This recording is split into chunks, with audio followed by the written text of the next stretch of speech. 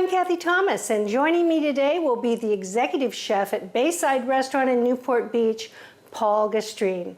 The Austrian-born chef will show us how to prepare a simple but absolutely delicious Oktoberfest dish. In Oktoberfest, sausages are essential, aren't they? They very much are. Tell me a little bit about these. These sausages are lightly smoked sausages, and they are infused with some Emmental cheese. And that's going to make them really moist and delicious. For the sauerkraut, we will start with a tiny little bit of oil. Then we add some bacon. A little onion goes inside. This we will just wilt a little bit. And in your recipe, you said fresh sauerkraut. So I buy that in jars, refrigerated at the supermarket? Right, that's the best way to buy it, I think. And do I drain it? Then yes, it's drained and it's rinsed very well. Later on, you can add whatever flavor you like. Some people like to add apples to it. Some people like to add pineapples to it. This is kind of what I like to do. Our onions are starting to soften. You can start adding the sauerkraut. Add some chicken broth to it. And then we have here a bay leaf, juniper berries, and some caraway seeds. So next, potatoes, we add some clarified butter. I like to use clarified butter because it gives the flavor of butter, but it won't burn.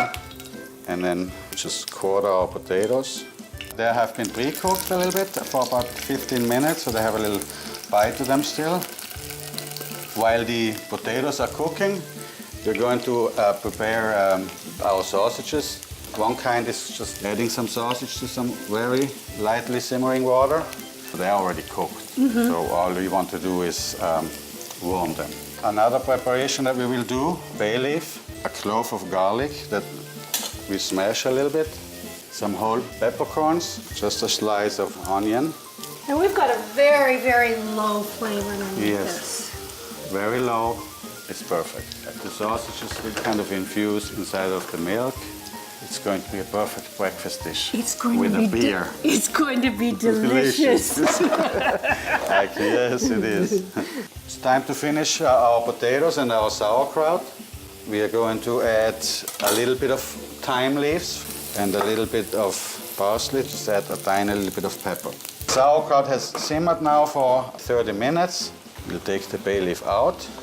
It's got quite a little bit of moisture in it, which is what I like, but it's a little runny. So to tighten the whole thing up a little bit I have here some water and some cornstarch. To finish it, we add a little bit of sherry vinegar, a tiny little bit of sugar.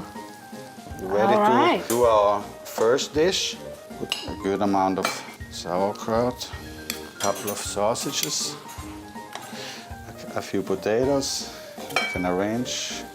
So that's our dinner portion. This is our dinner portion. All right. Then for the bar, we could take a pretzel bread, some sauerkraut to it, comes the sausage. And then the last dish we do is often eaten in the mornings. Oh, it's beautiful. I see the cheese pieces, yes. Oh. And of course, we can add a little bit of the infused milk. After all, it's breakfast. Yes, it's like, Bavarian cereal. It's my kind of breakfast. And what do I drink? That's a beer. Yes, a beer for breakfast. Yes. All right. Yes, you'll be good to go all day. Chef, thank you so much. This has been so much delicious fun. Thank you for having me. Happy Oktoberfest. You too. Here's a quick tip from Melissa's.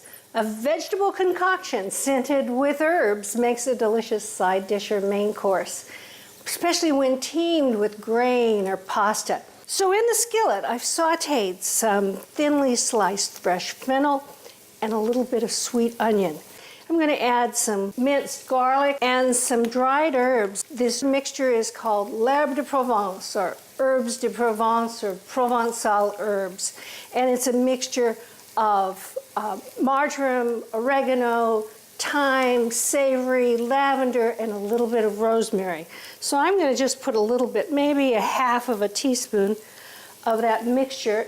I really like the looks of these vegetables because they've got a little caramelization on them. In goes about a half a cup of dry white wine. And I'm going to goose up the temperature And add some cooked shelled edamame and these steamed artichoke hearts that are packaged in such a way that they're stable and good for about 3 to 4 months. And I'm just going to heat the mixture until that wine evaporates. So our wine is cooked down. We want a little fresh lemon juice, some olives, a little bit of salt and pepper. So I've got some long-grained brown basmati rice. And now my vegetable concoction. Some crumbled feta cheese on top.